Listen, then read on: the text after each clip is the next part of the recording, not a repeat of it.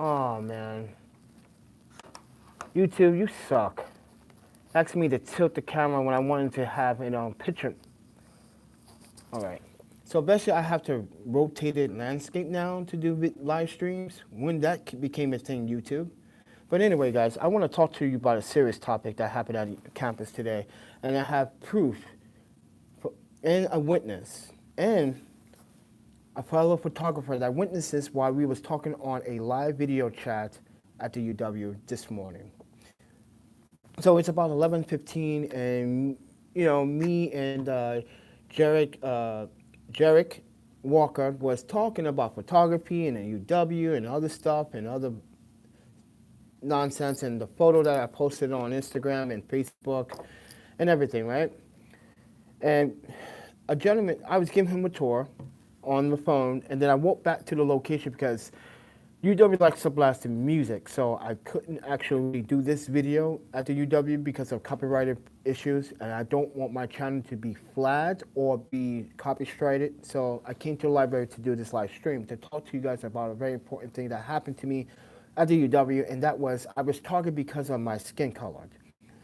A gentleman, an older gentleman, about around age 52, came up to me while I was on the phone with Mr. Walker, lives in Texas, and we were just having a conversation, and I was just right there by the garbage cans. There's a camera right behind me. So this is the garbage can. I'm leaning on the garbage can talking to him like this. There's a camera there, there's a camera there, and there's a camera there.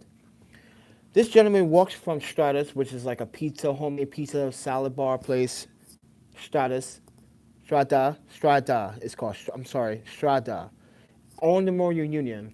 He comes to me and says, "Get the fuck out of here," basically.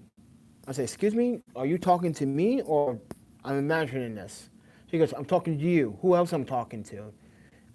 Mind you, Mr. Walker was like shocked while he was on the phone, on a video live, and he was shocked that, and I kept telling him, I keep telling you guys this all the time. This happens to me all the time, but this time it had something to do with race. Race played a factor in this confrontation. Now, I didn't do any confrontation. I didn't curse at him. I didn't swear. I didn't continue on with the problems. I continued to like walk away to the same spot and continue to talk to Mr. Walker, but Mr. Walker insisted that I needed to report it because if that was him, he was telling me on the phone that he would have done something a little bit more harsh and more rash. And I told him that as people, we should not give them what they want.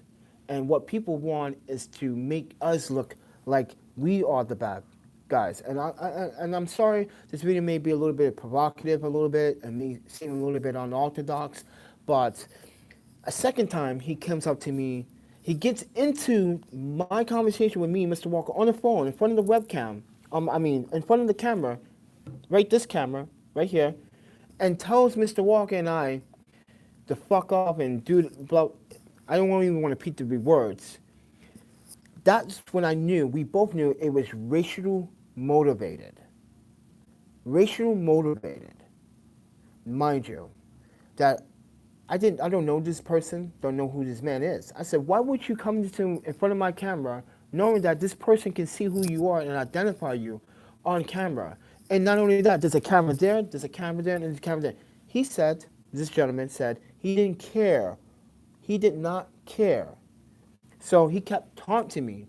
Mr. Walker, that was on the phone, kept telling me I should go report this to someone. I said, no, because he's with children. As a father to a father, I'm a father, lost his child, but I see he's with his kids. I see with his boy, maybe his daughters. Find out he's only with his son, cousin, and then his daughter and another niece of his. I wanted to show them that people of my skin color are not always violent. We are smarter, brighter, and we bleed the same, we shit the same, we piss the same. But here's the point of all this. He comes for a fourth time again. This time, he's in my face. He's arguing like, you need to get the fuck out of here. I said, first, what's your name? I asked for a name because I was going to go upstairs to Susan or someone from the event office upstairs at the Memorial Union and report him. Instead, he didn't give me a name. So I just wanted him to face me so I can point him in the camera so they can see on camera. But UW staff failed to realize what was taking place at that time. I'm going to get to this point, but I'm going to come back to this point later on in this live stream so you guys understand why I'm bringing this up. Then I said, I'm a visiting faculty or a member of the UW. He don't care. Get the fuck out of here, he says. Wow, that's how you treat people. So we know it is race. Oh man, I lost train of thought. It was motivation. Guys, I was profiled based on skin color, period. And I felt that was uncalled for this gentleman to just walk up to me and show me that he's going to teach his son and his daughter how to be racist in America, when we should live past that point. But here's what happened when they were leaving behind me, going outside to the front of the lake at the Memorial Union. I said, he tells me I need to leave. His son stops and apologizes to me and says he's sorry. I said, oh, that's your dad. Well, tell your dad I'm a father too, and I would never do that in front of his kids either. But, let him know that I'm a visiting, I'm a former student and I'm a visiting supporter of this campus and pay for my membership. He failed to realize that, and I guess I saw him as he's walking and sat down outside of the window panel, which I can probably show you. So imagine this is Mario, and this is the window panel from the outside, and he's sitting right there with that gentleman right there with his son talking. And I'm pretty sure his son told him, like, he said he was this and that. And he walked by me the fifth time, looked at me, walked over there, looked like he was about to do something. So I go and say, okay, me and Mr. Walker said, yeah, he's trying to do something. So I go upstairs and try to get staff. There was no, event manager available upstairs, only employees. So they thought I was recording, and I told them I have a right to record this because an incident happened and you guys are not watching the cameras when there's supposed to be someone watching the cameras. But if there was other incident, other than, like, say, me stealing from the ice cream shop there at UW, oh, you're ready to call the police right away. Because you guys called the police on a man that was facilitating on campus last weekend, like that. Hi, David. So, if you missed this, David, I was emotionally profiled today on campus by a civilian threatening me, cursing me. This was basically emotionally motivated because of my skin color. So, what he said? He said, oops, sorry, oops. He said, what is this about? I was watching in bed. Well, this is about what happened this morning on campus when I was talking to another photographer on a live video chat, and it was emotional. It was profile. I was targeted because of my skin. Basically, the guy was racist, and basically the guy was teaching his son how to be hateful towards blacks. His son apologized to me as they were leaving. Mr. Walker is on my Instagram, everyone. His name is Gerrick Walker Images. He's on my Instagram. He can testify what I'm saying right now because he was also a victim of this because we were on the phone and he told me to take my conversation outside. Mind you, the campus is for that reason. That cafeteria is for that reason. This is why, guys, you think I make all these problems up in the real world when it happens to me almost every single day. And this time, a photographer was on my phone on a live conversation, live camera conversation, witnessed it firsthand. Mr. Walker witnessed this firsthand, and now he understands what kind of abuse that you guys don't see. It's to a point where the UW didn't fail to do, they failed in some points to do their job. Like I was trying to say before, if I was doing something else other than that breaking the law, they would have called campus police. But they didn't call campus police. They said, oh, if you see him, let us know. What do you mean? What do you know? This guy was emotionally targeting me because of racism. So I got Emily's card, which I'm going to show you guys right now. This is her card at the Memorial Union. So you guys take a good look in the number, call her, let her know that that was uncalled for. The police should have been called. I should have reported or filed a police report. But they didn't do that. See, the UW's job is to report crimes like that. That's a hate crime that happened on campus. The campus UW, which Memorial Union is its own separate. They don't want commercial photographers. You can't record in it. And I told Jack and Emily, I have a right to record, but I'm not recording. I'm actually on the phone with the person I was talking to that witnesses all. He's going to explain to you. So I took the headphone plug out, put the volume up. He explained everything to them, but they feel that they didn't want to call the police. Why? It's not necessary? Okay, so I called the police myself later on and decided to make a police report. Now, I gave the guy the description, gave the timeline of it all, but the beautiful thing about it, his son apologized to me about the whole situation. His son, 11-year-old kid, apologized as he was coming out, as they were going out, and he kept targeting me. Now, what if I see him on campus again?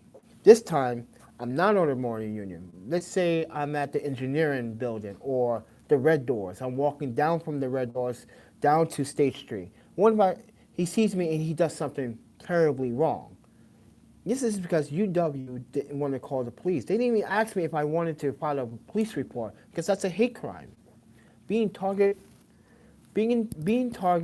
for being black in America is such a fucked up thing to live by. But it's also amazing because I just showed Mr. Walker and everyone else that was watching, because if I was, say, a Caucasian American man arguing with this man, someone would have ran right in between us like, okay, it's a beautiful day, back up. But no, everyone was intimidated because they see a black guy arguing with, well, he's even arguing with it, just having word-to-word exchange with a Caucasian American.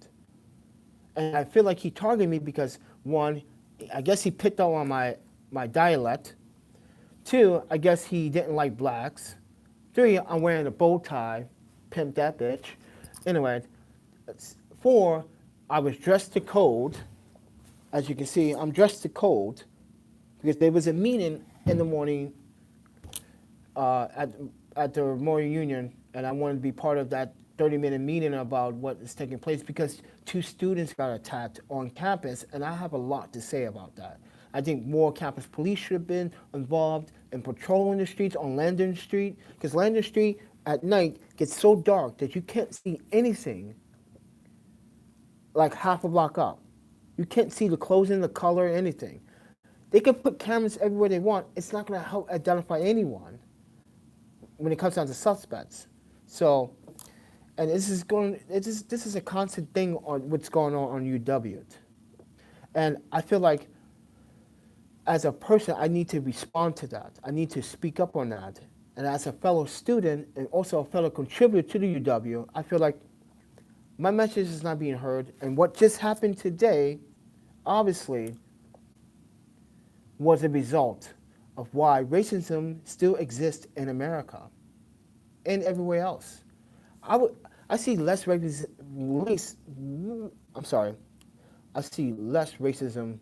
in France than anywhere else. London, no one gives a shit. Black, white, Asian, everyone's the same. But you come here, it's like, no, you black, you got to go live on the north side or the south side of Madison. Why? Or they look at you as if you're completely like trying so hard. Well, I'm trying hard. This is my everyday outfit. If anyone that knows me, I'm the ThePandaPhotographer. I always rock the bow ties. My signature profile pic has a bow tie in it. All my signature photos have this vest, shirt, and a bow tie, or with a fedora. But I was targeted at the campus because I was black. What does that tell you, everyone?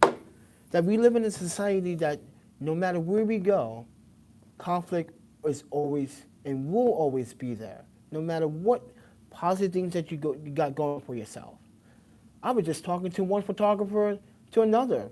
He lives all the way in Texas, Houston, by the way, and he has said that I helped him in a lot of ways, and that's the conversation we were trying to have until this guy intervened and started putting out the race card and being racism. And Mr. Walker said he would have done something different.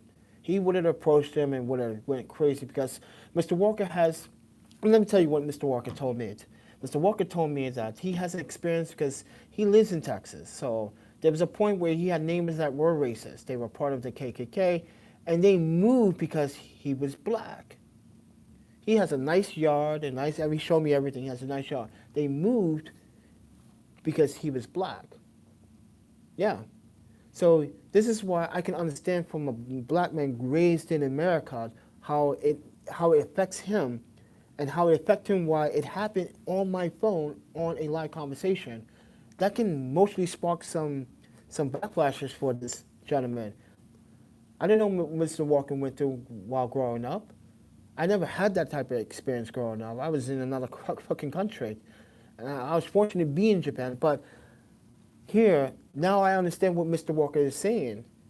And this is my first time experiencing racism in Madison.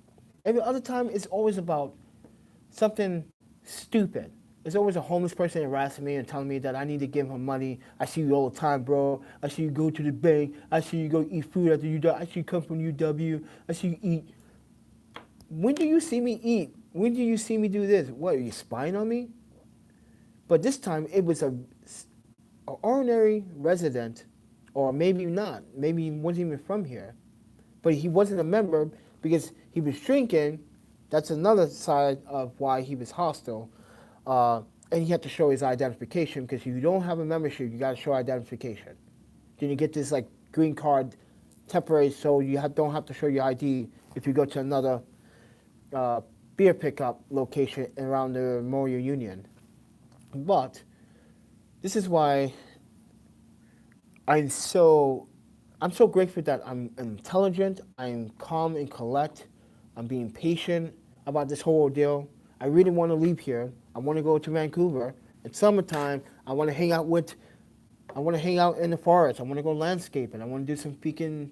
I can't do it here because everything, you need a car to do it. Yeah, I need a car to do it in Vancouver, but at least there's a bus that can take me out there and drop me off, and I know what time the buses pick up. There's a schedule, so I can go landscaping, I can camp out there and like, yay! But here, you can't do that. So we have experienced that I was targeted and emotionally profiled because I was black. And I wasn't even in the wrong location, I'm in the right location. I'm on campus where I need to be, where I'm supposed to be. I paid $250 for the membership. I should have every right to be on campus and use the services, which he was not able to do that. I am able to do that. So why am I being always the victim with every single abuse? YouTube's abusive when it comes down to showing this information to the public. Facebook is being abusive. Here's another creepy thing about Facebook. I post a picture of myself in my UW medical student uniform that happened Madison Country Ground Labs. Oh, that's interesting. What's up? So we were just talking about how I was mostly profiled here in Madison. So, but anyway, Facebook shows me what I did 10 years ago. Creepy.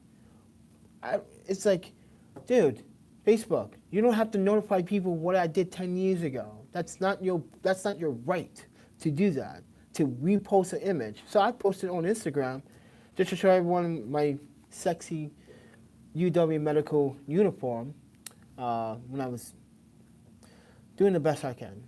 But, you know, I just like, Facebook is willing to show that, but not willing to show this content. Instagram too. That's strange too. Instagram's the same way. YouTube's the same way. How can we get messages out like this if we're going to have continuing problems with racism here? If I'm being targeted, what makes it sure enough that this person might not target the next black individual. He targeted me because maybe I look too damn sexy. Maybe, but it was mostly spoken because of my skin color. He didn't like me because of my skin color. He didn't like how I was actually having a conversation with another photographer on my phone on a live stream about UW, the goods and the bads. No place is perfect. You're not even probably even obviously, like I said, he wasn't a UW member because he paid for alcohol. He had to show his identification. They don't care how old you are. Show us the identification so we can write down your name. But I just felt that the UW, on behalf of the UW's faculty members, they responded a little too slow. Because if you were watching the cameras, you could saw what was going on. I'm pretty sure the girl right in front of me saw what was going on, and she looked at me as we was having, and she knew not to get involved. She saw that look in my face like, I'm cool. And Mr. Walker was like, I can't understand how you kept so cool. This guy was literally attacking you verbally and just kept coming at you, and you looked like, I was there, standing there like, talking to Mr. Walker. I wanted to stop by and support. Thank you, Madison County. Madison County Sound Labs, everyone, has into the building. Now, as in the building. But yeah, I just felt like the UW didn't respond professionally enough to the situation. And as I said, if I was doing something terrible on campus, they would have called campus police right away. But I just felt that UW needs to respond to this because they're going to lose, and they have been losing memberships, and people don't want to sign up for memberships because of these kind of issues that occurred on campus. Now, I didn't make a thumbnail for this. I don't think I want to because I should, after this video, should make a thumbnail. I got time to make the thumbnail, but I just feel like it's time for me to exit out of Madison. If you guys want to support that exit, there's a PayPal donation link right down in the description below. It will really definitely help me out to purchase the next ticket. This time, I'm going to secure my ticket. But it really does help me out, guys, because that's a sign, to me, that's a sign that it's time to leave.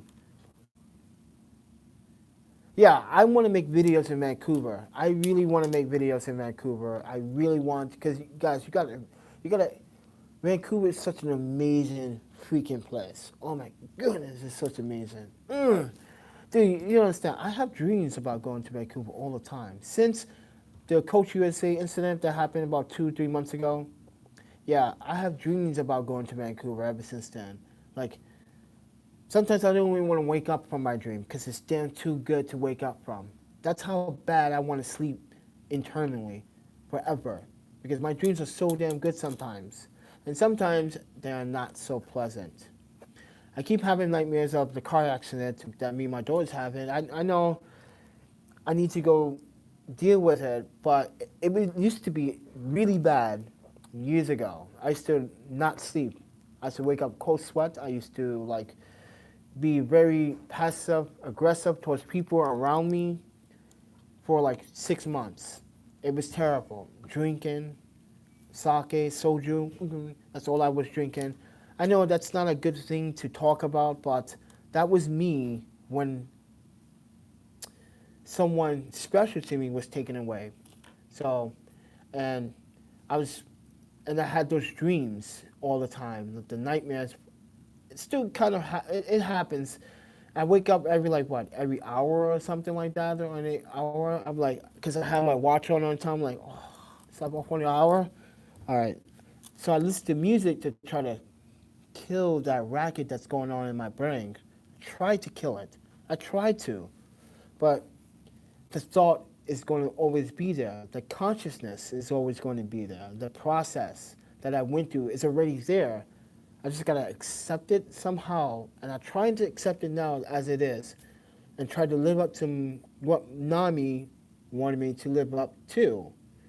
And I'm trying to do the best I can. But sometimes it's hard when you don't want to sleep because you know it's going to happen. You know you're going to think about it. When you think it right before you sleep, you dream about it sometimes, and sometimes you don't. But yes, sometimes I'm afraid to go to sleep because I wake up, I just get angry. I grunt my teeth a lot. So, but the consequences was that I lost my sense of smell, broke my jaw, broke my front of my teeth, got surgery here, got stapled in the back of my head. That's why I like wearing hats all the time. And even though it has healed, but there's a dentation back here, right here. So, and like, yeah, but I'm grateful to be alive. But I tell people all the time, like, sometimes I wish I can trade places. If I had a choice, like, I know this is like weird talking. This is not a comic book. This is not. This is fiction. But let's say we had a choice. Let's say a higher spirit gave us a choice to give one life to another. I already lived my life for the last 30 freaking 8 years, and I had to. I needed some redemption. Okay, I would trade my life to let this young child live her life because she hasn't lived it yet.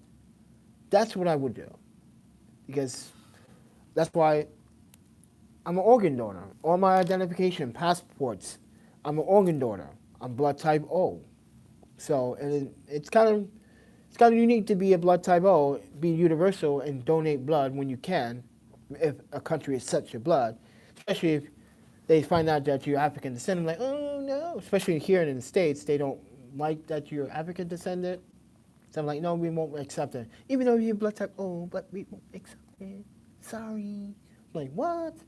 Please, I'll go someone else to donate my blood, which I always do. Like, when I had long hair, back in 2006, before I moved to Wisconsin with Yuki, I had long hair. She thought it would be cool if I was going to cut the hair, donate the hair, so they can make wigs out of it. And I was like, that's not a bad idea. She cut it for me. I was like, oh, I like this short buzz cut stuff. It's been a while since I even had a buzz cut, but now I like having a buzz cut. I like having my hair short.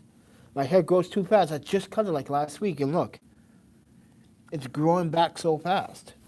And I'm 38. I have some gray hair, but it's not kicking in because I'm eating things that I should not. I'm eating things that I should be eating, and I'm avoiding things I should not eat. The one thing I'm grateful that I am not eating is meat. If you eat, let me tell you on a scientific side of things. If you're a meat eater, hear me out. You don't have to be a vegan to live longer life. Eat less meat, no processed meat. Eat organic, whole meat that is actually meat. And I guarantee it, if you eat less meat, eat more vegetables, more fruits, more grains, you'll live and you'll age slower. Trust me, I'm 38. You look at my my medical ID. Actually, I can show you guys right now, Dan.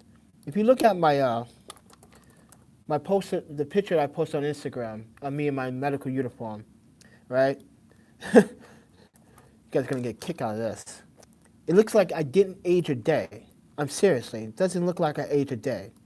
I'm logging into the online right now, and everyone's like, "Do you have a fucking age?" I'm like, nope. I wanted to do Ironman this Sunday, which is like a really tasking. Oh, there it is. Let me show you what I looked like back then. So I'm gonna turn the camera around. Look at that handsome guy. Didn't age a day. Wait, let's show that again. And with my UW uniform on, my medical school of medicine and public health, and 2000. It says 2000. Hold on. I mean, it's overexposed down YouTube video. See 2001, but there it is. It doesn't look like I age a day at all, like literally. So I'm not saying that stop your appetite. But yes, I eat seafood. And actually, there's benefits of eating seafood. And it's been scientifically proven that if you eat seafood, you live a longer lifespan. So, but in moderation. So you have to blend it with vegetables. One day, say you go without seafood for 2 days, you just eat veggies, all right? So let's say I make you a vegetarian ribs out of pea pods, which I can make that out of pea pods and make it taste like, I guess I make it taste like ribs. I guess I don't know how what real ribs taste like because I haven't really done it, ate meat, but and then you eat say like a mackerel, which is good, high concentrate of omega 3s. Whoa, good for the eyesight, good for the skin, good for the white cells, good for the teeth, good for the jawline, good for the skin, the wrinkles in your skin. Anything that has omega 3s and high Bs and anything that has any beneficial like substance, meat is good, but there's vegetables that have higher protein count than meat. But that's how I live my life. So I'm trying to live as long as possible. I want to live to at least see 90 years of age. That's what I want to do. I want to live to see 90. I want to take a poop on the day I turn 100. If I turn 100, I'm like, I shit on this world. No, I'm kidding. No, I would say I'm glad to see 100 years pass by. Now I can rest. Boom, kick the bucket. See, that's false information. Through the mercury where? See, I think everyone should do their research. If you're gonna make claims to say mercury and crap, really? Did you know like Japan itself and most European countries themselves, when they eat fish, those individuals, they actually live longer than people that actually that consume meat, like land meat. They are called pescatarians. Like I call myself a pescatarian and vegan because I love vegan options and also love a pescatarian option. So you gotta know what you're talking about if you're gonna make assumptions about mercury, because mercury is not in everything and everywhere. Maybe North America it is, but not everywhere. This is why fishermen go fishing in certain waters. You gotta know what you're talking about, because my parents, my Japanese parents, when we were growing up in Japan, they told me the benefits of like why I should eat this fish and why I should eat blue tuna. I won't eat blue tuna all the time because my body won't actually reset itself. My body would just keep like consuming it and not break it down. So if I eat, say, blue tuna once a week, and the other week I try different fish. But the one fish I don't like to eat, and I don't eat all seafood. Tilapia is not a good fish. Just avoid it. It's not good for anything. It just, to me, it's like it's a trash eater fish. I don't eat that type of fish. Tilapia, no. I would eat giant lobsters, octopus, squid, mackerel, soba, okay? I would eat blue tuna, white tuna. I would eat pretty much anything on the Japanese menu, honestly, other than, because they don't serve tilapia. Like, tilapia is not even a thing. How can you eat anything? How can you eat anything? I don't eat anything because I'm a pescatarian vegan. I don't eat everything. And I don't consume everything. So that's why I said I don't eat everything in the sea. There's certain things I won't eat. Certain seafood I won't eat. But uni, I would love to eat some uni because it's good for your nails. It's good for your nail growth. And you know how your feet develop some type of corns or like fungus disease? Well, did you know uni is a beneficial, like a substance to help prevent smelly feet? Didn't know that, did you? Like wasabi, real wasabi, not that wasabi you go to a freaking American Japanese restaurant where it's horseradish. No, real wasabi. Real wasabi is actually good for your teeth. It's also good for breaking down germs. It's also good for breaking down colds. So if you are sick and you have miso soup, put real wasabi in your miso soup, stir it, sip it, give it 12 to 40 hours. Watch, you can see a big difference in temperature decrease when you're sick. You feel much better by the morning. But most people don't realize that most restaurants in this country, which is the U.S., they don't serve real wasabi because it's so highly expensive. It's so expensive. Just a root this big is about 200 US dollars. 200 US dollars. Just that big alone. And that's a small root. This thing, that's a small root. Now, I've been to a couple of wasabi farms in Japan, and there's one, and it has to be grown in the right temperature, in the right sustainable atmosphere, seasonal, and the spring water counts. Not, you can't just say, I want to grow wasabi at the spring water that's behind me at this mountain. No, it has to be the certain weather conditions, temperature, constant temperature, almost all year round.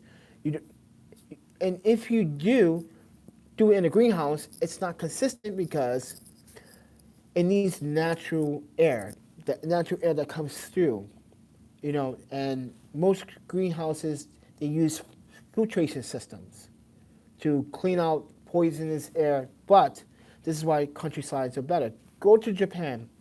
Trust me, you don't need to go to Tokyo. Go to the countrysides of Japan, okay? Visit the farms that grow radish, wasabi, and other forms of vegetables, and I guarantee it that you will have a different experience and you will have a different palate when you leave. You're gonna be like, oh my God, this tastes so much better now. Now I understand why home growers that grow food properly are the best food growers and farmers ever, period. People that just want to put all types of chemicals in your food, that's not something that you really want to consume. High corp syrup is not something you want to consume. You know what that does to your liver? It's worse than alcohol. High corp syrup is worse than alcohol. That's a chemical. Iodized salt. You shouldn't even eat iodized salt. Sea salt, in moderation, is way better than iodized salt. Iodized salt is used in a lot of chemical processing and around the world. And now you don't even know that. That salt is totally freaking bad for you. You can actually die of an overdose of a teaspoon of that stuff. So when you eat, don't try that at home. Someone tried a teaspoon of salt, realized that his body was dehydrated so fast. He tried to consume as much water he wanted, but what happens when he ate that teaspoon of salt, he was messing up his liver and kidney started to shut down. It's really bad. Iodine salt is totally bad. I don't even know why they sell it here in the States. Don't even know why they still consume it here. It should be banned. This is why it's banned in Japan. Iodine salt is banned, period. They don't want that kind of salt. No.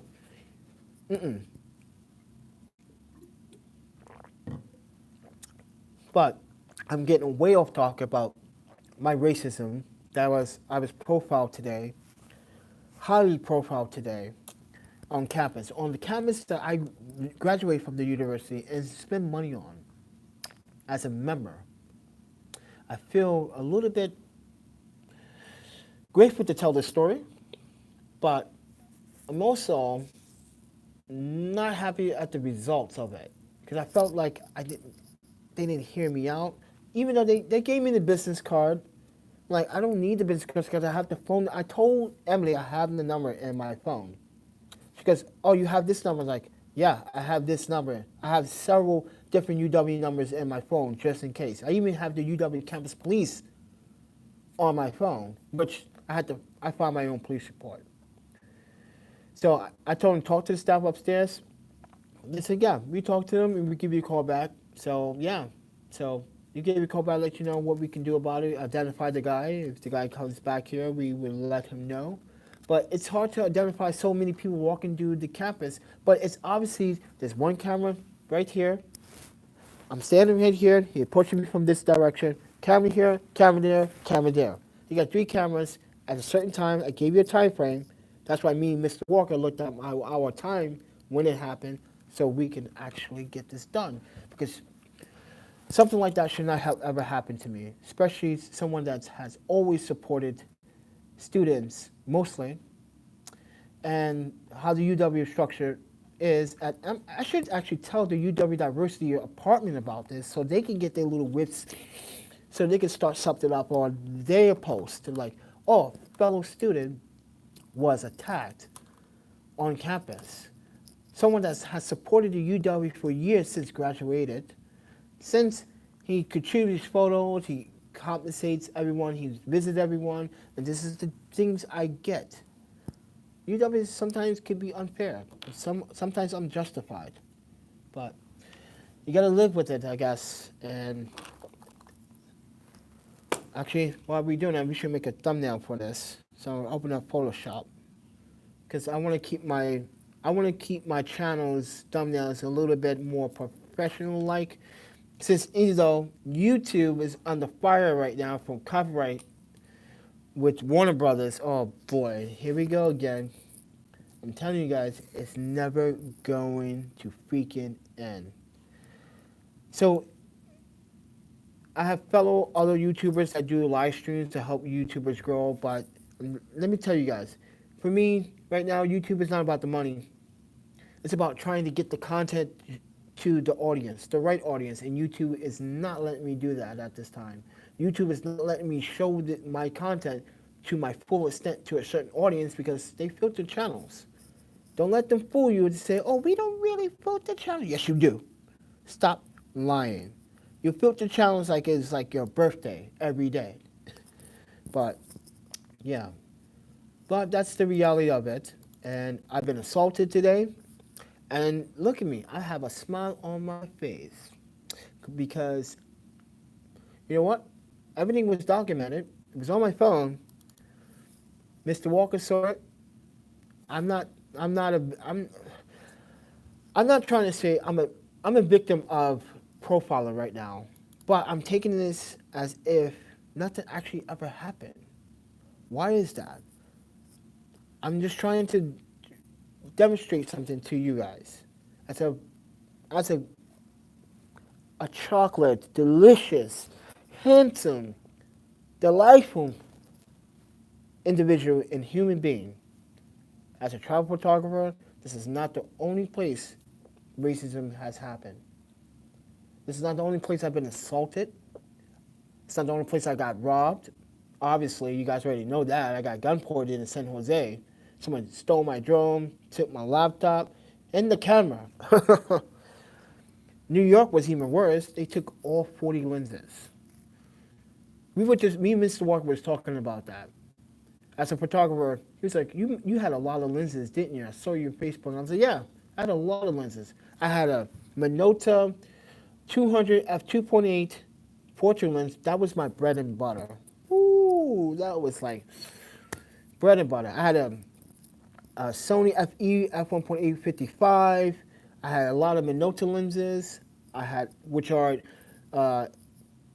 MD to MC to A mount. That's how I mount it on. Or I can mount it on E mount if I choose to. Yeah, I had a lot of lenses. I had Canon lenses. I had Nikon lenses because I was shooting a Nikon at one point. I had the D5100, D5300, and the D7100. I just made a video about a couple months ago, 6 months ago, when I was using D7100 for portraits with the 50 f1.8 manual lens. And that portrait shoot turned out pretty damn spectacular with Clayton Dewey, by the way, on campus, in the campus studio. And we had fun doing it.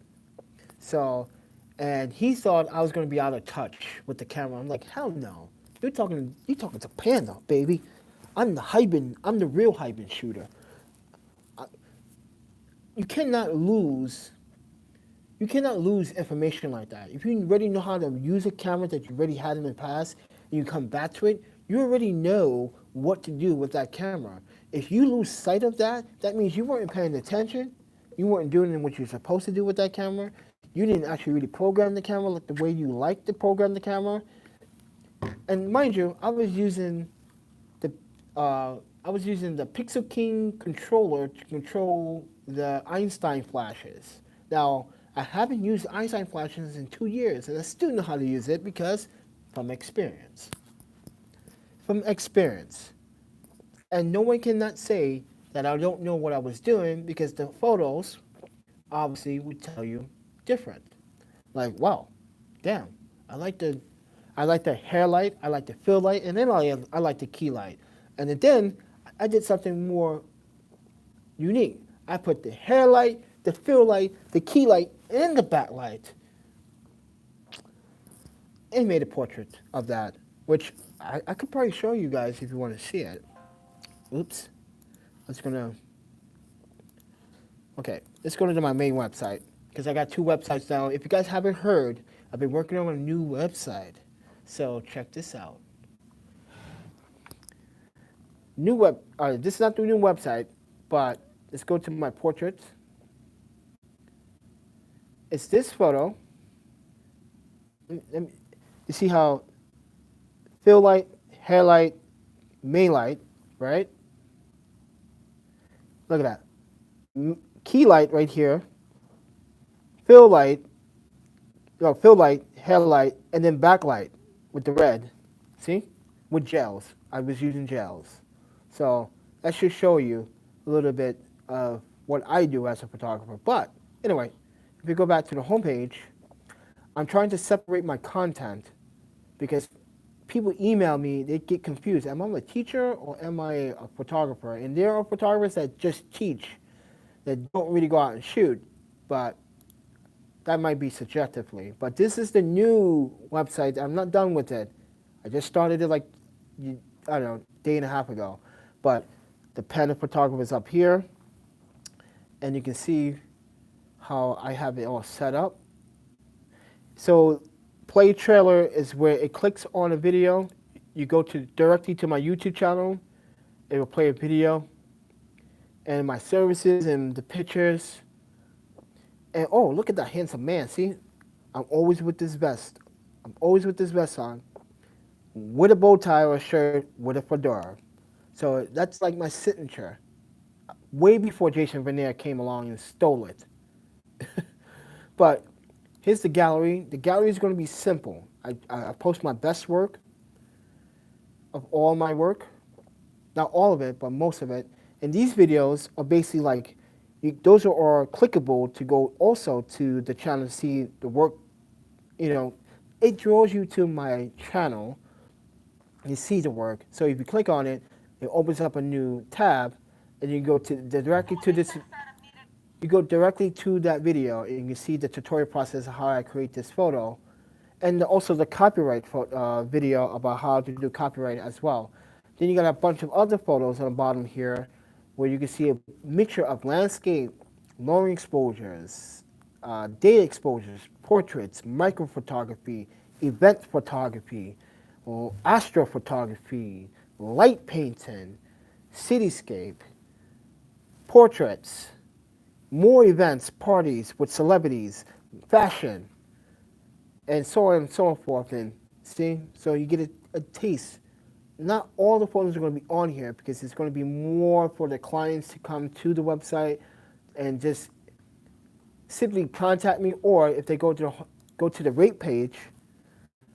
See, look at that handsome man. That's Clayton Dewey, by the way. He's also a photographer too. He shoots for a band called Anthrax. If you've never heard of Anthrax, you better recognize Phil's. It's a rock band which they play freaking awesome, by the way. But anyways, yeah. So as you can see here, the pricing, the packaging. I'm just going to enter 2 packages this time, not 3, and also filmmaker on hire, so people can see, okay, these are also clickable, so you can go to the content that is shown here. You want to see my time-lapse video? Go to that time-lapse. I made that in 2017. You want to see my Pateron video? You go to that Pateron video. You want to see the Iris video, which I recently just made like a couple weeks ago? You can also do that, but it shows you my ability to function with not just one camera, but with multiple cameras. Now, in my time lapse, I use the Nikon, I use the Canon, and I use the Sony cameras to create my time lapses. So, and the workshops are here. So, for the 3 hours, actually, it's supposed to be a full day. Supposed to be a full day. Sorry, I need to correct that. I'm changing how I look, the outcome of how I look at this. I'm going to charge $150 a full day, and what you will get is an experience like no other. I have a guy from Texas, Mr. Walker, that I explained earlier in this video. He wants to come to Madison so I can give him a workshop because um, I has helped him with his photography quite a bit from a long distance away, and he sometimes can make he makes a small donation to the PayPal, but and the cancellation fees, I do everything by contract. So if you guys want to, and a non-container fee too. So I'm not really done with this page. I think I'm not done, but I use all my images in the background here, as you can see. All the images you see in the background here are my images. I'm not using any of Weebly's images, but yeah. And the social media icons up here. I only put in Facebook, Twitter, Instagram, LinkedIn, my blog, which you can go to that as well, and you can look at my blog. Look at that handsome man. See? That's one of my other signature photographs with me wearing the bow tie. So, and these are just the blog, the blog, the blah, blah, blog. So, yeah. So, give you some guys, and then this is my week LinkedIn where people can contact me if they want to conduct business. Like a sponsor wants to say and show support. Slow today. What's going on here? Come on. Why is it loading up so slow? Damn internet in this place. Hey, we wouldn't be live streaming, so might not be. It might just be the service there. Oh well. Okay. That's not my profile. But it's trying to boot. There we go. Yay, it booted. But yeah, so yeah, you can see everything on my LinkedIn. The university that I see, UW University. I graduated with an education languages. So it's on here, 4 languages. I didn't add the 5th language. I speak a little bit of Hmong, but that language is so hard. I'm trying to get to understand Hmong a little bit better. But and the reason why I got into Hmong is because I used to date a girl named E, and she was Hmong. But her sister, Nancy, she was a bitch. She was a straight up bitch. She hated Eve just the fact she was getting all this chocolate, milky chocolate. Oh. But her sister was asking me for money, and I was telling her sister, what are you going to use the money for? Oh, I'm going to buy some shoes. And like, don't you have a husband for that? It's a long story where I met E. E was in a terrible situation. She couldn't leave Madison, and she didn't really have a lot of friends.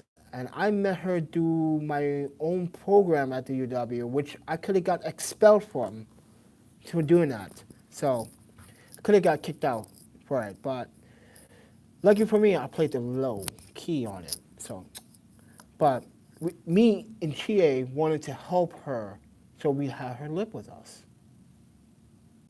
So rent free. But E was really, really she's on my Facebook, guys. You might see that Asian girl. There's Yuki there, and there's E. So E was hanging around when I was playing around on my, M3 here. And we would come home, E would cook us pad thai. Oh my goodness, it was so good.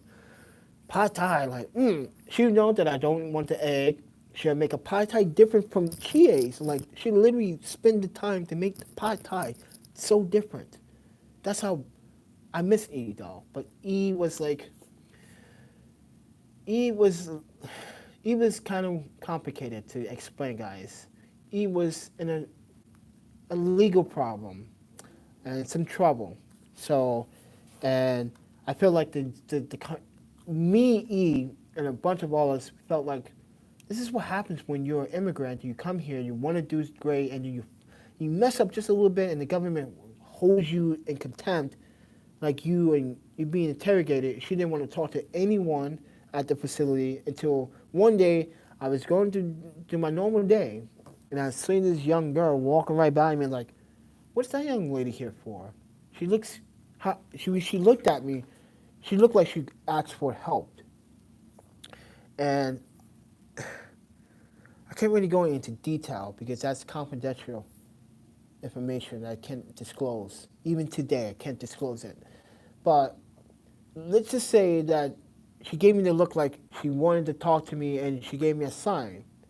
So what I did was I found out some information about her, what she liked to eat, what her canteen consumption was. I know she liked a certain Thai noodle. I knew she liked the Pepsi. And yes, she likes Pepsi a lot, and I kept telling her, stop drinking that stuff. Stuff is gross. I kept trying to please tell her not to eat it. She did stop for a while, drank some water, some coconut water, but, you know, but yeah, we were together for like a year and a half until one day, she and I came back from Japan, and there was a note. It said that, oh, she was able to leave the city of Madison and go with her sister to Milwaukee. And I was like, okay. And then I was hoping the letter continued to say she was coming back, but it didn't. Nancy told her, well, let me tell you what her sister did to make her family hate me. Now her family realized that I wasn't the person that Nancy said I was. Nancy told her mother that I was a drug dealer. I shit you not. I was a drug dealer because I wouldn't tell Nancy where my financial money was coming from. I wouldn't tell her who's this Japanese girl that I was living with. Nancy thought I was actually sleeping with my own cousin Chie.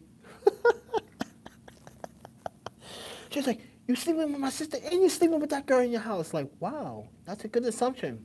Good try, though. She goes, oh, you think it's funny? I take everything humor, okay? She thought it was funny, and then she realized later on that it wasn't funny and it was false, and she tried to apologize for it. So, when she tried to apologize for it, she tried to be all cute about it. Mind you, this is the middle of the winter. Mind you, this is 2010, the middle of winter. She comes to my house, our apartment basically, and wears a short skirt, high heels. Mind you, there's fucking snow outside and ice. Looking all cute, like it's spring. And I'm like, what the hell is that about? And E was like mad because she knew what her sister was doing. Her sister was trying to get me to actually flirt with her so she can prove to E that I was a scumbag because I wouldn't give her money. You see how that turns out to be?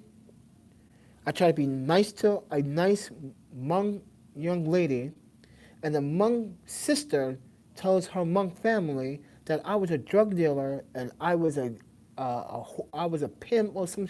I'm not quite sure.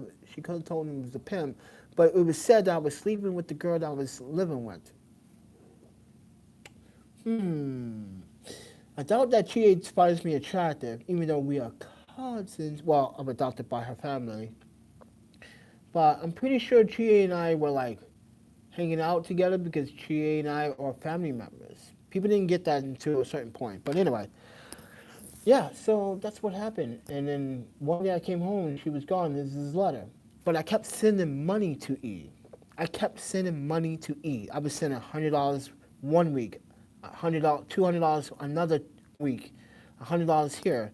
And then E calls me on someone else's cell phone, hiding from her sister. Now, E's 24. You know how Hmong families are. But basically, she was telling me Nancy took all the money and her husband is still not working. You got a lazy fucking bum not working? Are you fucking serious? Are you taking my money and you spend it on your fucking... yeah, she has children she needs to feed. I don't mind that. But don't be that bum. And then you take it and you buy shoes. You don't spend the money on E at all. I stopped sending money. I started sending just letters. And E said that her sister got one of the letters. And one of those letters was the letter that I finally sent a letter saying that I will not be sending no more emails. If you really wanted support, if you really wanted to come home, I told E, if you really wanted to come home, you'll come home. Chie misses you. Nami is, you guys know Nami, my daughter. My daughter was young at the time. It's rare for my daughter to like any woman, even Japanese women. She would always call Japanese women like, she just wants you for your money. My daughter was pretty damn smart. But she liked the E because E was never begging. E never begged me for a dime. I always had to ask E, why you gotta wear that? Don't wear that. Let me buy you a new coat. She would literally wear a broken, ripped coat. Seriously, she would literally wear a broken, ripped coat outside in winter. It's still usable. I get it.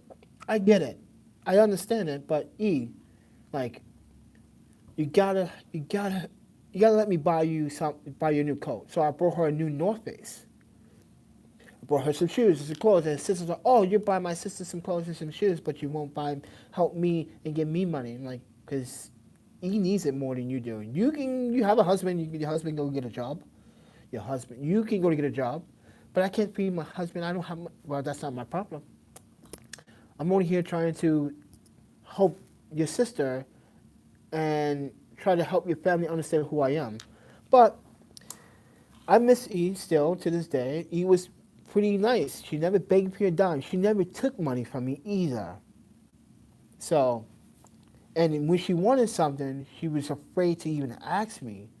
And I told her why. She goes, because it's your money. I'm like, wow, you just gotta ask me. And the only thing she wanted was fucking stupid Pepsi. Pop.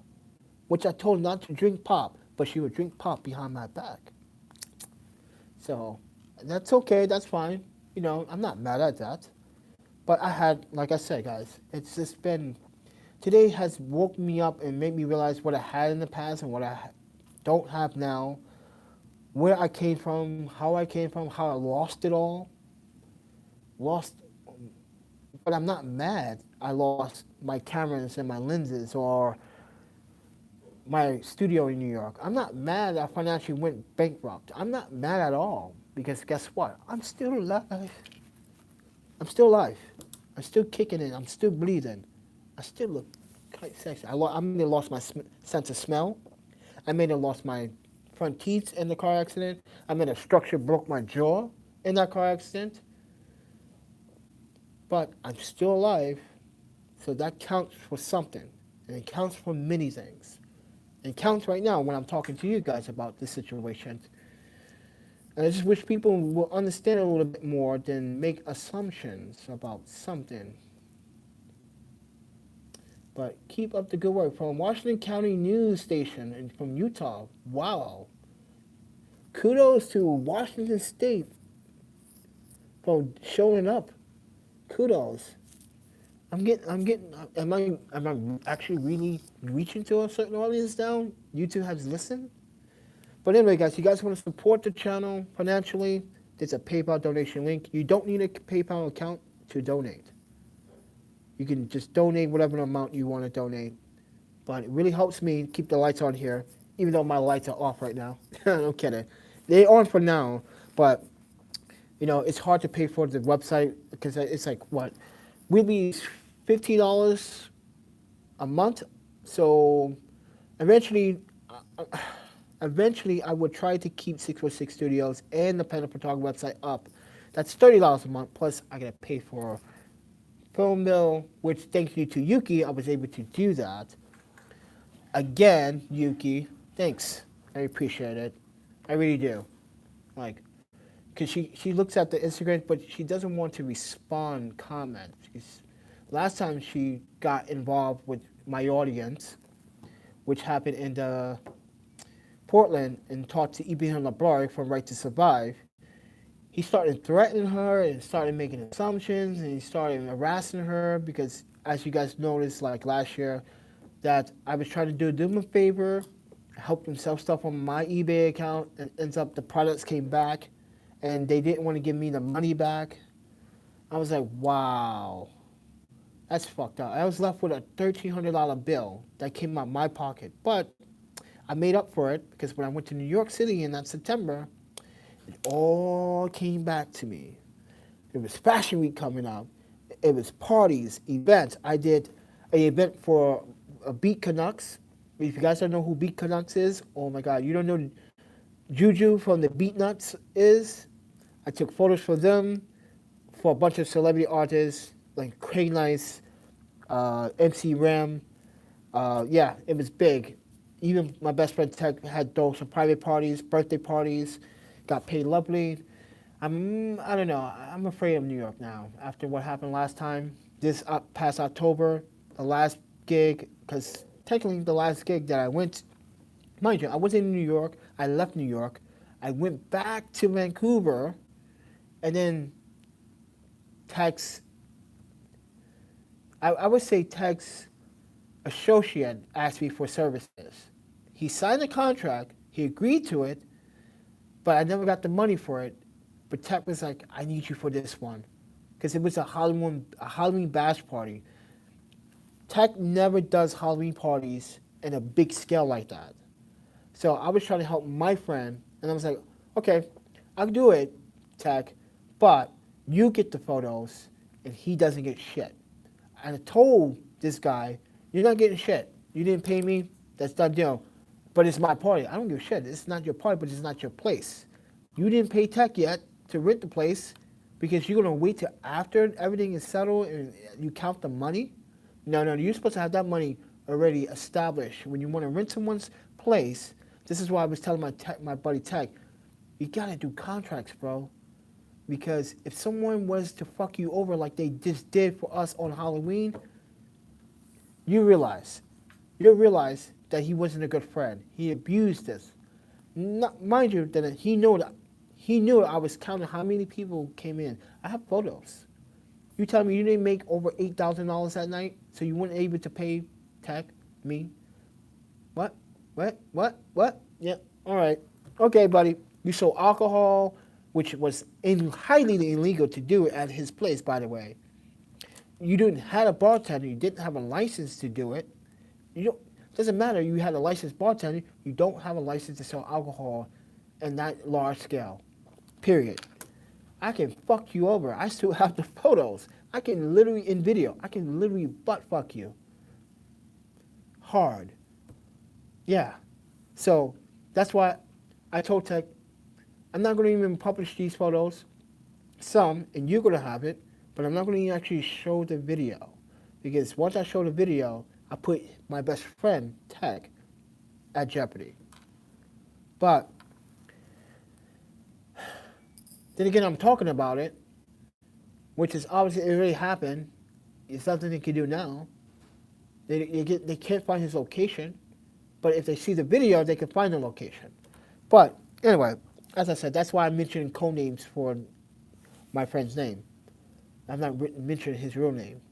But I just feel like people abuse me and Tech all the time. People take advantage of us all the time. This is why I was trying to look out for my buddy Tech. And this is why I hope now he understands, like, I'm always only trying to look out for your best interest, and he did. What he did was, when they broke my speed light at the party, I was so pissed off. Tech's like, dude, I will come out my pocket and pay for it. Come back to my house now. I give you money right now. I said, no, I do it later. He gives me the money for it and double that. I said the speed light only costs $150, so I give you $250. Like, no. He goes, no, you did me a favor. I want those photos. That's a friend. To me, that's a friend. He wanted the photos. He just wanted a few of those photos. So, and I'm going to keep posting those photos for his gain. So on my Instagram, I would tag him in the photo. Parties at Text, contact him for booking. Period. That's it. Simple. Done. And I hashtag it New York City party, New York City this, New York City that, New York City this, party, Brooklyn hook, all the way. Yeah. So I want to look out for the people that looked out for me, and I want to look out for the people that look out for. It's hard to describe how I really feel, because I feel like you guys don't see what I see. You don't know what I'm going through. Like today, racism. I was profiled because I was black. The guy tried to he literally tried to provoke me. He thought I was going to attack him. He got mad because I didn't attack him. I attacked him with kindness and words and with professionalism. But yeah, it happened, and I'm just going to let it happen. And as a photographer, this is what I have to go through. I got to go through all these hostilities with people for no fair reason. Like the other day, the guy walked up to me on the State Street. Yo, bro, bro. Yo, man, like, I see you all the time, bro. You like some photographer or something? This is exactly what his words were. Or I might be adding little words to it, but the dramatic that I'm actually doing right now was him. So I was wondering, man, I got some piff. I didn't know what piff was. So I was like, what the fuck is piff? You walking up to a stranger, this is me. You're walking into a stranger, and I don't know what the hell is piff. Dude, you're black, man. You don't know what piff is? That's what he said to me. I'm like, no, I don't know what piff is. What is it? He goes, it's weed, man. It's the kind of weed. I was like, then why don't you just say marijuana, you dumbass? He goes, yo, dude, don't even have to disrespect. No, you disrespected me by walking up to me, stopping me as I'm going to continue my business. You don't know who I am. I could be a cop for all you know. I could be someone that works for the city. You don't know that. Just because you see camera gear, I could be a journalist. I could write you up. I could report this to you. Like, come on, man. Think about what you're doing. And then he said, true that. At first, I didn't catch on. I was like, oh, okay, I get that New York term. Where you from? He goes, oh, I'm originally from Chicago. And you come to Madison to do this? You come, how many miles? 427 miles away to do this? Are you kidding me? Like, I'm just trying to get this weed off, you know? I'm like, you can get it off somewhere else. It's a place that I like to go. I told him, if I had the option to buy marijuana, it won't be from you or any of these people. Have you heard of a dispensary? He says, yeah, I heard a dispensary. They're going to make it legal here soon. I was like, all right, that's where I buy my weed from. End of the story. Have a good day. As I walked away, he goes, you ain't no rude black man, you little wannabe white boy. I'm a wannabe white boy. So apparently black folks or black-skinned folks are supposed to have baggy pants. Wait, let me check. Are my pants sagging? No, I got a belt. I'm not supposed to wear a bow tie. I'm not supposed to be spoken with some dignity in my life. I'm supposed to be a thug. I'm supposed to be hood rich. What kind of shit is that? This is what I gotta go through every day. People always stop me on the street. Hey man, I see you all the time. I was wondering if you could get $1. I was like, dude, I'm hungry for $1. I hadn't had money for the last 6 days. The last 6 days before that, I had to pay Adobe to keep up so I could start editing my photos because I'm not ready yet to transition over to other editing software yet because I'm still getting used to these new editing software that I'm using, trials that I'm using. So, yeah. So the fuck, like I'm supposed to. Dude, I'm a struggling artist as well. Like, I go 2 days without food sometimes. Sometimes I go with a whole 3 days without food. And a lot of photographers that watch this channel see me struggle with it. Like last year, I walked from San Jose to Portland. And I actually went to the hospital twice on that trip. I made 2 visits. I actually had a blister. Like this big on the side of my foot because I was walking up here. I didn't really take into account that the California hills go up, not down, because they come down when you go into California, but they go up. Mind you, I have a 80-pound backpack, which is an Osprey. I recommend buying the Osprey 65, which is an awesome backpack. Dude, that backpack feels comfortable, but it got heavy over time, and the sun makes it hot, dehydrated. I'm also logging this. I'm logging that, which is a trolley, a Pelican case with the wheels on it, but the bearings are fucking shot. And the camera bag with all the camera gear and stuff. That is 136 pounds by itself. With the gimbal, with other accessories, tripod, yeah. And I'm doing that every day here. And it's on my YouTube channel. You can watch that video. when I walked, hold on, let me look it up for you guys. So I'll be exactly, so I can show you guys. Okay, let's, come on with this, man. YouTube, what's going on? So yeah, I walked that far. That's not the only time I have walked that far before. I walked from Kobe all the way to Tokyo on foot. And guess what? The experience was different because the experience in Tokyo, walking from Kobe to Osaka to Tokyo, I would never forget it. People were pulling over. People didn't realize I spoke Japanese either. And they were pulling over, like, asking me, do I need a ride? I was like, I'd rather walk for the challenge, but they're like, oh no, we give you a ride. We could stop at, they stopped at a supermarket to buy me fruits and water and vegetables. Everyone was pulling over, like, greeting me, treating me, and it felt good. It felt so good to have some people see what I'm doing. I told them I was expeditioning. I live in Osaka, but I'm coming from Kobe, and I want to walk and hike to see how far I can get. And I did it. But the experience was like this old man, right? Kinji, old man Kinji. I call him old man Kinji because he reminds me of this anime character. He stops right in front of me. He goes, I pull over. I walk to the side of the banquet. He goes, he greets him.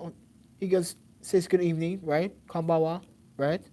And he's asking me, what are you doing tonight? I was like, I'm trying to get to this city because I've never been to that city before, or a small town. He goes, well, would you like to have dinner with me and some sake? I was like, is this guy a creeper or what? In Japan, no one's that creepy. That's just the kindness in Japan. And he said his buddy owns a small Uzukawa. So I was like, yeah, sure. Dude, that was the best night ever. Dude, there's nothing about food, sake. We were having cracking jokes. We were just having fun, conversation-wise. And they weren't not even racist. It was just an incredible freaking experience. And this is why I love home sometimes. And sometimes I don't love home because economically, there's no foundation. So say if you become homeless in Japan, you're on your own. The government doesn't help you. Okay, it's rare to see a woman homeless. If she is homeless, it's by choice. Okay, the government tells you, most women, they tell you, they will try to help you out a little bit, but you got to go to your family. Now, if you do get some type of help from the government, you cannot have this laptop. You can't have AC in your home or a flat screen TV. That's the catch. That's why most Japanese residents in Japan, even the homeless there, they work day by day by day by day. The homeless there, they collect the cans, they go by weight. They get their money. What they do is they buy their food for the day. They buy their shot of sake. They go to the public library. Mind you, the library here, let me tell you the difference here in this library in the States. If you're homeless, no one will sit next to you. But in Japan, you see a businessman, a businesswoman, a child, a librarian sit all in a round table with you, reading paper. Why? Because everyone is respecting each other. That's why I like about Japan, is that should have been the United States. In any other country, everyone is independent. That's why I am so independent. I grew up with I was adopted. Okay, so my adopted parents, which are Japanese, knew my birth mother. Business, they took care of me after things went kind of south with my birth mother. So they took care of me. So they decided to take upon themselves to teach me the values of life. That's why I became a Buddhist, even though technically grew up a Muslim. So and I still respect my Islamic nature and habitat, but I also respect the Buddhism as a hobby. So, yeah, just to put that out there for you guys so you guys know that. But it's an experience ever. You will never get anywhere else. Now, in Finland, oh yeah, you get hospitality in Finland. Hell yeah. Get some hospitality. Woo! People do strange things. Like, when I was in Finland, I was staying at a friend's house. The power went out. So these drunk guys come up with a cigarette, lighting a cigarette. They try to fix the power surges. And I'm like, whoa. Someone is either being stupid right now, or this is how gangster it gets here. Because they were like messing with the power surges and the circuits and the, oh, dude, it was so highly dangerous. They got it. Those drunk Polish people, they got shit done. In Finland, they got shit done. They got it done. It was a pretty nice experience. The landscape there it's incredible. Wow, incredible. I tell you, you would never take that experience back for anything. To Portland. Let me look up the video. I'm looking up the video on my archive. Yeah, the title is called 744 Miles Later. Then there's a title. I'll show you guys. So you guys, I'm on my iPhone right now. So if you look at this video, it says, I walked 562 miles from San Jose to Portland. And then 744 miles total. So that's the video, guys, that I walked. And woo, that was some treacherous hills. Like, I even was pulled over not once, but 3 times by California State Highway Patrol. Apparently, you cannot walk on a highway on the emergency line, like the emergency aisle, I guess, what they want to call it. Yeah, you can't walk on that. And if you do the routes, it can be extremely dangerous because on those routes, you can walk the routes, but these big tractor trailers, they take shortcuts that way. And they use these long routes. And mind you, on those routes, there's no stores. It's just nothing but land. So you got to either bottle up on your water, got to bottle up on water, and I had a big water container, which I lost. I don't even know where I put it. Yeah. And once I was halfway there, I was out of water. So I had to use an emergency water pill. These is the pills. They take the dirty water, you put it into this filter, and you shake it, and it filtrates the water. You hold it to the water system, and you can drink it. Yeah, I know. Like, I was prepared for it, but it happened, and yeah. So, yeah, that was my experience, and this is why no one can take that experience away from me. No photographer cannot say I haven't endured true life experiences as a travel photographer, because I had to walk that long stretch of road, and then I forgot what town I was in. Was it Woodlawn? I think it was Woodlawn, Oregon, or Eugene, Oregon, or Woodlawn, Oregon. One of those cities, someone helped me buy a bus ticket to Portland. They saw me struggling, and they decided that dude, at the time, I was dirty, I was tired, I was like really dehydrated. I was really parched out. I was like, come on, I was really trying to make it on foot. But the rest of the way, from Woodlawn, I believe, or Eugene, or something like that. I forgot what it was. What city was it? Hold on. Oh, I'm in the Portland Consulate. Sorry. It was, I'm looking it up right now. Sorry, guys. I know there was Woodlawn nearby. I know that for a fact because I looked at my phone map. Salem. It was Salem where I was in. Salem, Oregon. that's when someone brought me a ticket, and there was a Greyhound bus station there, and they brought me a ticket right there. Boom, brought me a ticket, told me to get on the bus to Portland. When I got to Portland, I went straight to the international hostel, and the first 2 nights, the international hostel there housed me for free, which was cool. And then stuff kicked in for me a little bit. Money came through, photography gigs came through here and there, making some money. Then I had to leave, and I went on an adventure, another adventure. This time I lost the passport on the way to the airport. So, so I ended up taking the Amtrak train from Portland, Oregon to Madison, Wisconsin last year, this past summer. When I got here in August, I stayed here in August for 1 month. I went to Chicago to pick up both passports, the French and the U.S. passport, because I'm a dual holder. And they told me, the U.S. passport told me that I never used the first one in the first place. Why am I getting a new one? They didn't question me about the whole passport thing. And they didn't kind of threaten me. They said that if I lose this one, I won't never get one ever again. I was like, wow, okay.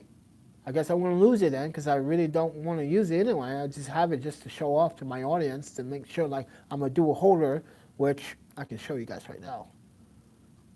I'm scrolling up to my passport photo. And I made a video of that when I went to, if you look at my Instagram videos, I went to the passport agency.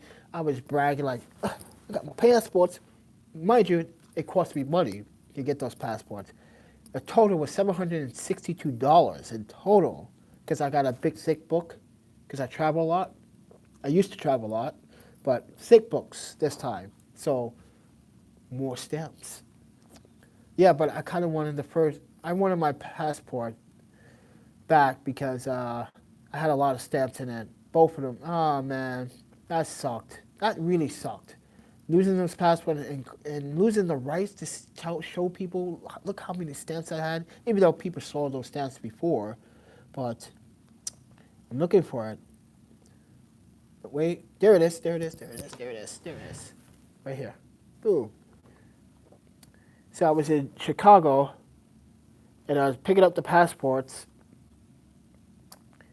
and I went back to Madison. You can see I went back to Madison. I came in Madison. The Gay Pride Parade. That was pretty cool. Look at all those juicy, look at all those fantastic people. Amazing. Oh, you guys want to see the PandaMobile? That's the PandaMobile. Yeah. Black and white, baby. I love black and white, guys. I just love black and white. Okay, so yeah. This is when I was in Portland. I took pictures of the band I was playing. Yeah, pretty cool stuff. Farmers market. I met this hot chick. Oh man, she was just, Joanna. She's just crazy, boy. She was amazing. But yeah, and I met another student here. I'm trying to help her with her outreach with the Dragon Abroad program. So if you guys want to go to China, you want to learn Chinese, you want to have an education, you want to speak, and have a skill share or some type of meetup, contact her. I'm not sure if this camera is going to do justice, but that's her email right there. Boom, contact her. So you guys can literally is bzhao@greendragoneducation.com. Just email her. Trust me, she's really good people. Tell her the ThePandaPhotographer sent you. But yeah, so I picked up the passport, came back to Madison, celebrated with the bottle. Celebrated with the bottle with someone from the Robin Room, because the Robin Room is my spot here. They have all really good types of good alcohol beverages. Then I went to New York, took the Amtrak again. I took the Amtrak again to New York from Chicago. Took the bus really from Madison to Chicago. Then Amtrak train to Chicago, which you can see that video also right here. Oops. You can also look for that video right. This is the video. The GoPro Hero 6 Black and the Amtrak expands from Chicago to New York. And you watch that log. That log is pretty dope. I like this log, and yeah, I yeah. So yeah, but even though the Portland to Madison Amtrak train, I did got a cell phone, a Samsung phone stolen from me. Uh, yeah, I got a Samsung phone stolen from me, unfortunately. But yeah, and I recorded this whole tour when we went back to what is that, the Black Trail in like Dakota, South Dakota. But yeah, so yeah, my experience is pretty freaky and pretty interesting. So I'm not trying to get everyone to go take an adventure. What I'm trying to apply here is, listen, you got one life, okay? It's best that you take the opportunity to explore the world, travel. There's really good cities out there for really cheap that you could go travel to and spend less money. Trust me, I know. And you could go to Taipei, spend less money. You could go to Singapore, spend less money. Ooh, cheap. Buy food. Like all this for five US dollars? I'm in. Trust me, guys. I'm not saying give up your day job. When you save up money, just take a trip. Research what city is affordable, what's the cheapest tourist city that you can spend money on. And trust me, you're going to save so much money, but you're also going to have a super dope experience doing it. And trust me, I wouldn't give up anything. I'm sorry, I like traveling. But then again, like, I'm a digital nomad. If you guys don't know what that definition is, I travel for digital work. Like, that's what a digital nomad is. There's many like myself out there that are successful, that do it well, and there's some that just do it just to stay afloat, like myself. But lately, I haven't been making money at all. It's been a struggle. That's why I'm doing a new website. That's why I'm doing all the new preparations for separating the content and trying to establish newfound ground for 2019, late 2019, because I haven't made any money. I should have made at least 5, 10 grand by now, but I didn't. I made less than $1,000 this whole entire time, and I'm struggling, trying to eat every day. So what I have to do is, if I get a $10 donation right now, so say one of you guys donated to the PayPal link down in the description below, and let's say someone donated $10, right?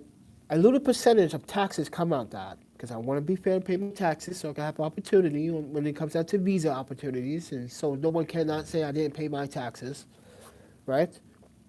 I would take the rest of the money, peanut butter and jelly for the week. But it's how I'm going to store it. That's the tricky one. So what I do is I make room in my bag. And what I do is I prep the peanut butter jelly sandwich beforehand, and I double wrap them in the plastic that comes inside the bread packages. I don't buy certain cheap bread. Well, I do buy cheap bread, but I make sure get those Ziploc bags. I put 3 sandwiches inside them, zip it, put it back in the sandwich bag, do it again. And what I do is I eat one sandwich once in the morning, once at lunch, once at dinner. And then the next day, I won't eat at all, and I eat the following next day. So, since I'm already pescatarian vegan, I have control of my eating habits, so I'm not urgent to eat and everything like, oh, I see it, because I can't smell. So that also helps me not eat things, because when you smell food, you're like, oh, I'm hungry now. Oh, you drool, you got this wet spot right here, coursing down your face, down to your neck, to your shirt, and then next you know you drool on your clothes. You're like, yeah. So I'm glad in a way the sense of smell I can't smell, so it doesn't trigger food. I'm grateful for that, but here's a problem with that though. Many doctors, including the doctors in Japan, said I lost a lot of mass. I used to be like buff, like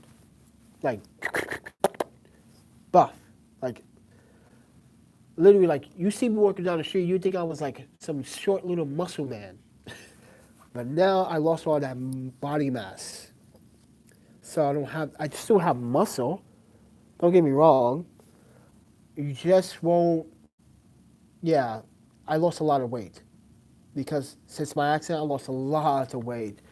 That's why my parents are so curious. That's why my professor here, some of the friends I grew up with, even my friends in New York, my Japanese friends and people that are friends of my Japanese friends in New York, like, yeah, man, you used to be so buff. What happened? Like, oh my God, that accident really fucked you up. Like, come on, Cake, we got love for you. That's why I like going to New York sometimes, or Vancouver, or Toronto, or Portland. People know what happened. Like, man, you used to be like, they just say I used to be scary because I'm a short little muscle guy. Like, I'm glad I don't have that muscle mass anymore. I don't intimidate people anymore. Well, I do intimidate people with my intelligence, I guess, but yeah. So that is not life. And see, water. Now, keep in mind, I do drink water, but I don't drink like, you can get water poison. Mind you, you can get poisoned by with water.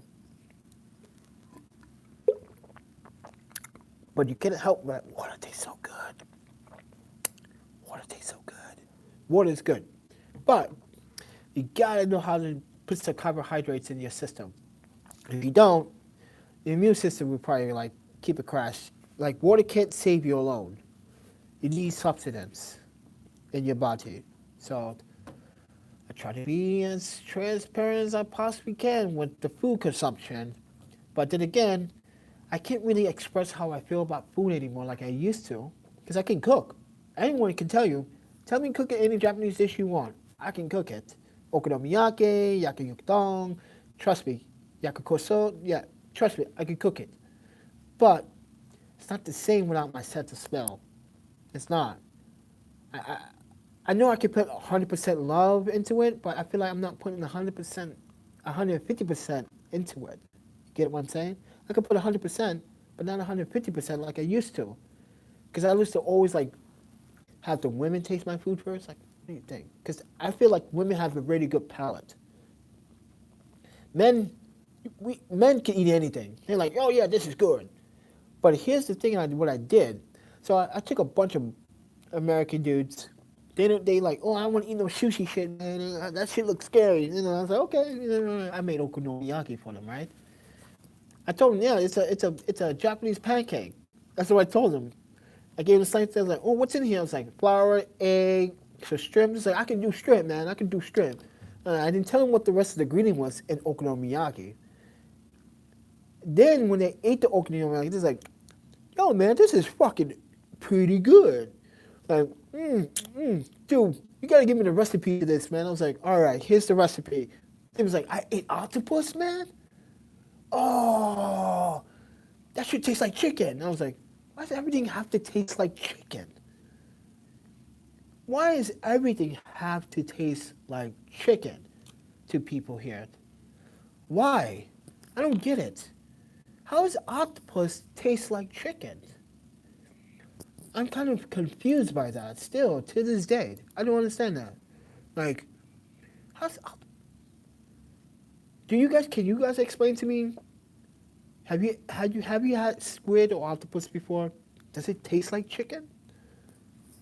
I don't know from experience, but that's pretty fucked up. It's called an octopus a chicken. That put a little bit of fear in me because I don't eat meat. I'm not discriminating against people that eat meat. Hear me out. I would support people. Hey, you get a steak, right? Hey, he wants his steak medium rare. Make sure that you get the nice piece. Make sure that's a quarter pound. Make sure it's thick. Make sure it's fresh. So is it Kobe beef or is it ragu? So I interrogate a restaurant to make sure my friends eat the great meat. I'm not against meat or anything like that. That's just something that I realized that I can't sustainably hold in my body because when I was very, very young and I tried to eat meat, my parents were trying to figure out why I was getting sick. I was throwing up a lot, and apparently I can't consume a land animal because of the land animal's mess or something. Especially, I don't eat pork, so that. I don't eat pork for a number of good reasons, but yeah, I was to get sick a lot, so sick that I even tried to eat chicken one time, and purposely tried to eat because Japanese make a fried chicken, right? And I tried to eat 3 pieces of it, and my friend was like, "No, you didn't eat the chicken off my plate." I did. He goes, "Dude, how you feel, man?" I was like, I, "I'm, I'm about to go home, man. I think I'm gonna throw up," and I threw up right when I stepped out to the restaurant at the front door, like instantly.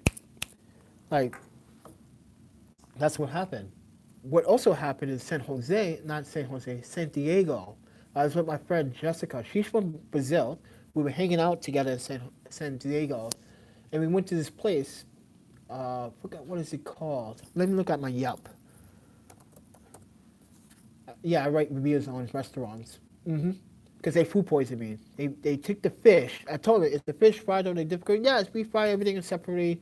And it turns out, no, that was the case. Also, Jessica had hair in her salad, and they still wanted to charge us for the food. Yes, they charged us for the food, and I was pissed off. I was not very happy about that. I felt like I was being discriminated against. And hold on, let me look at my Yelp reviews and I'll tell you what it was about me. I'll tell you what restaurant it was so you guys be aware of it. Now, check-ins. Overview. Okay, what the hell? Did they change something here? Okay. Yeah, they did. They changed quite a bit. How can reviews? Sorry, the restaurant was called not Quick Wash, not Great Day. I got pointed my Great Day in here last year. That was terrible, and yeah, that was poor practice. Let's see here. Wow, I've been to a lot of freaking restaurants. Holy crap! Bar mash is called. So it's called the bar mash, barley mash.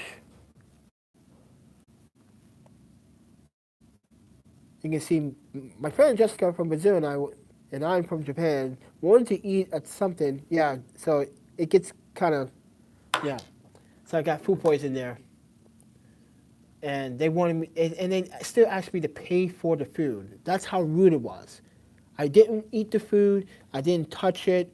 They still charged me for it. So, yeah, you can see the receipt. If you read the Yup, on my Yup, Yup ID is Keiki Alexander, the Panda Photographer. Just look it up. And you can see the receipt where they charged me for the food. And so, so they took $12 off from the wine, but charged me for the food. How you charge someone for the food that they didn't eat, but we drunk the wine, so you minus the wine, but you still charge me for the food when that was your fault. Mind you, that they brought the salad again, and they're still carrying her food again. They brought back the same salad, by the way. That was yeah. And Jessica was not very happy about that. I was like, she was like, "You paid for that?" I was like, "Yep, I paid for it." But anyway, that's what happened. But life goes on. But I'm really, really appreciate that some of you guys have tuned in and watched it. Someone has been watching. I'm not sure if the same person has been watching consistently right now, but thank you for watching. A lot of people came in, came out. They thought I was probably giving the giveaway, right? Not. No giveaways this time. Not yet. Not until I financially get stable and pay more of my financial bills and shit like that. Because that's what I need to do. This month is coming up, and I need to pay 2 bills before the next bill cycle comes up, which is the end of the month. which I got more bills, which is it's fucking terrifying. I hate bills. I really do.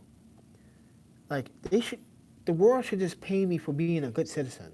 How about that?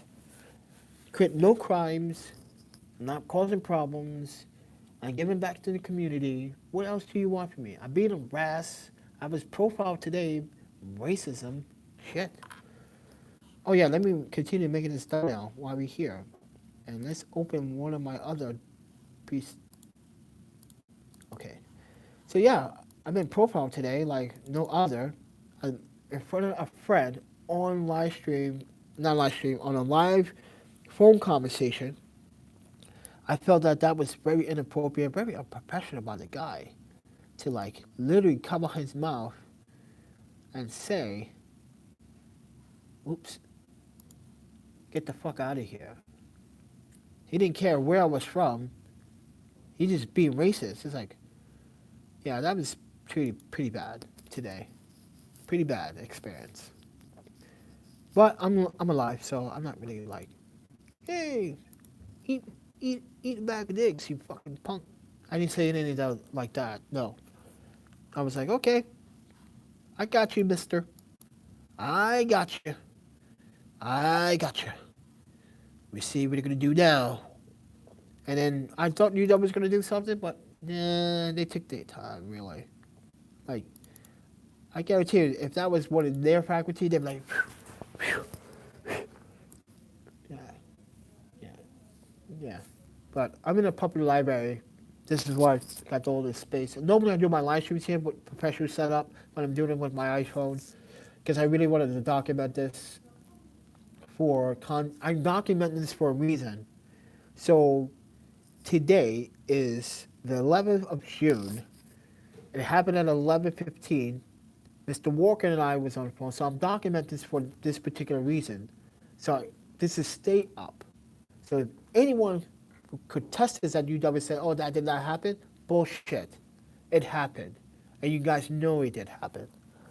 So I don't want to hear that. It didn't happen. So how did I get these? How do I know Amy K and Jack that was working on a Tuesday? Yeah. So explain to me that. All right. Oh, by the way, when you walk up to the office, there's also a camera up there too. So everything is being recorded and saved as archive. So I don't want to hear that. Don't really want to hear it. What happened today should never happen. Period. I shouldn't have been assaulted and harassed for being black at a university that I graduated from. That should never have happened. Period. And all these other photographers out here claiming I work with Cool J. I work with celebrities too, and I'm still struggling. Stop it. Stop it. Stop it. Not everyone is in your boots. Okay? Only supporting photographers that only buy. This is another thing about photographers too. They only support photographers that constantly buy gear. They never want to watch your live streams or watch your videos to talk about ideas about photography. They're like, oh, that's boring content. I want to see gear. I want to see gear. I'm not David Oyster. I don't have the money to financially buy gear all the time. I wish. I'm playing with the IRIX 150. I'm proving everyone wrong that Micro Four Thirds from Yi, the Yi M1 4K Micro Four Thirds camera, has great image quality. If I didn't, this is what I wanted to do. I wanted to show the content without telling people what camera I use. They'd be like, oh my God, is that from Sony? Is that from Sony? I'm a Sony fan. Oh my God, I love Sony. They cry. You ever been like you ever been at a Justin Bieber concert? I was at a Justin Bieber concert once. You see the girls cry for Justin Bieber? That's a Sony fanboy. Like, oh my God, Sony. That's a Sony fanboy for you. I know I sound dramatic, but I had to put it out there because that's Sony fanboys for you. They take that shit literally to the heart. And they're not even true Sony fanboys. I'm the Sony fanboy. I've been shooting on Minolta since X, XG1. The A9 originally came out from Minolta. So, they're not really fanboys. They wannabes. That's the problem. They wannabes. Oh, who is this beautiful goddess? Oh my God. Jesus, these women on here are so beautiful. Oh my God. Sorry guys. I know. Sometimes I can't help myself. I can't help commenting on someone I want to take a picture of. That's a habit. So I'm just when you see a beautiful woman, you're just like, damn, I want a picture of her. Just want a picture. Please give me that opportunity. Oh Jesus. All right, I'm making a thumbnail now. I'm gonna make it as quick and simple. All right. But yeah, she is gorgeous. Oh my God. Her.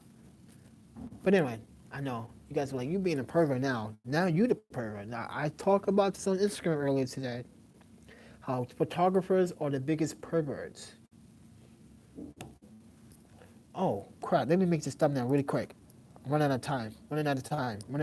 Let's go. See how fast I can make this thumbnail. All right. So I'm making a thumbnail right now, guys, and boom, there we go. Yes, get rid of that. Delete. Now text. Okay. I'm gonna just racism. Still a